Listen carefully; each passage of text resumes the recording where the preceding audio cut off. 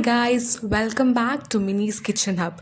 അപ്പോൾ എല്ലാവർക്കും ആദ്യമേ ഈദ് മുബാറക് ആശംസകൾ. സോ നമ്മളിന്ന് ഈദിൻ്റെ സ്പെഷ്യലായിട്ട് ഒരു തരിക്കഞ്ഞി എങ്ങനെ ഉണ്ടാക്കണമെന്ന് നോക്കിയാലോ. ആർക്കു വേണമെങ്കിലും ഉണ്ടാക്കാൻ പറ്റിയ വളരെ സിമ്പിളായിട്ടുള്ളൊരു ഡിഷാണ് കേട്ടോ ഇത്. ഫസ്റ്റ് ഓഫ് ഓൾ നമുക്ക് കുറച്ച് നെയ്യ് ഒഴിക്കാം പാനിലോട്ട്. അതിലേക്ക് നമ്മുടെ മെയിൻ ഇൻഗ്രീഡിയൻ്റ് ആയിട്ടുള്ള റവ നമുക്ക് ആവശ്യാനുസരണം ഇട്ട് കൊടുക്കാം.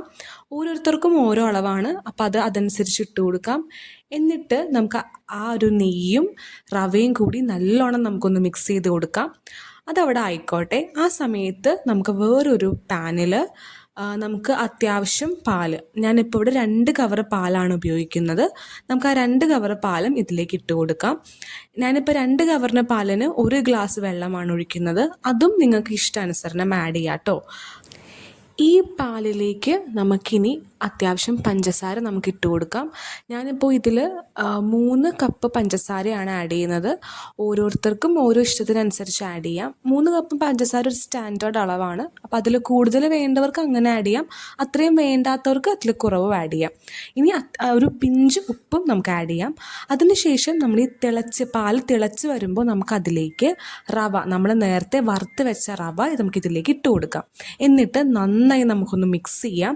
ഒരിക്കലും നമ്മുടെ റവ കട്ട പിടിക്കരുത്. കട്ട പിടിച്ച ടേസ്റ്റ് നമ്മുടെ കുറയും. അപ്പോൾ അതുകൊണ്ട് നമുക്ക് നന്നായിട്ട് നമുക്കിതുപോലെ കൈ എടുക്കാതെ നമുക്ക് മിക്സ് ചെയ്ത് കൊടുക്കാം. വളരെ സിമ്പിൾ ഡിഷാണ്. ഏതൊരു കൊച്ചുകുട്ടിക്കും വരെ വളരെ സിമ്പിളായിട്ട് ഉണ്ടാക്കാൻ പറ്റിയൊരു ഡിഷാണിത്. സോ എല്ലാവരും ട്രൈ ചെയ്യണം കേട്ടോ. അടുത്തതായി നമ്മുടെ ഗാർണിഷിങ് പരിപാടിയാണ്. സോ അതിന് വേണ്ടിയിട്ട് നമ്മുടെ തരിക്കഞ്ഞിയുടെ മെയിൻ ഇൻഗ്രീഡിയൻ്റ് ആയിട്ടുള്ള ഉള്ളിയും പിന്നെ നമ്മുടെ കാഷ്യൂനട്ടും കിസ്മിസും.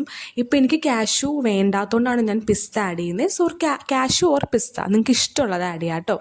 അതിനുശേഷം അതൊന്ന് വറുത്ത് നമുക്ക് നമ്മുടെ തരിക്കഞ്ഞിയിലേക്ക് ഒഴിച്ചു കൊടുക്കാം. അപ്പോൾ നമ്മുടെ തരിക്കഞ്ഞി ഇവിടെ ഫുൾ സെറ്റായിട്ടുണ്ട്. സോ ഇത്രയേ ഉള്ളൂ നമ്മുടെ ഡിഷ്. വളരെ ടേസ്റ്റിയാണ്. അതുപോലെ തന്നെ പെട്ടെന്ന് നമുക്ക് നമ്മുടെ പിള്ളേർക്കൊക്കെ ഉണ്ടാക്കി കൊടുക്കാൻ പറ്റിയൊരു ഡിഷ് കൂടിയാണ്. സോ എല്ലാവരും ഈദ് സ്പെഷ്യലായിട്ട് ഈ ഒരു ഡിഷ് ട്രൈ ചെയ്ത് നോക്കണേ. നിങ്ങളുടെ ഫീഡ്ബാക്കൊക്കെ കമൻറ്റ് ബോക്സിൽ അറിയിക്കണം. എല്ലാവർക്കും വീഡിയോ ഇഷ്ടപ്പെട്ടെന്ന് വിചാരിക്കുന്നു. Thank you for watching.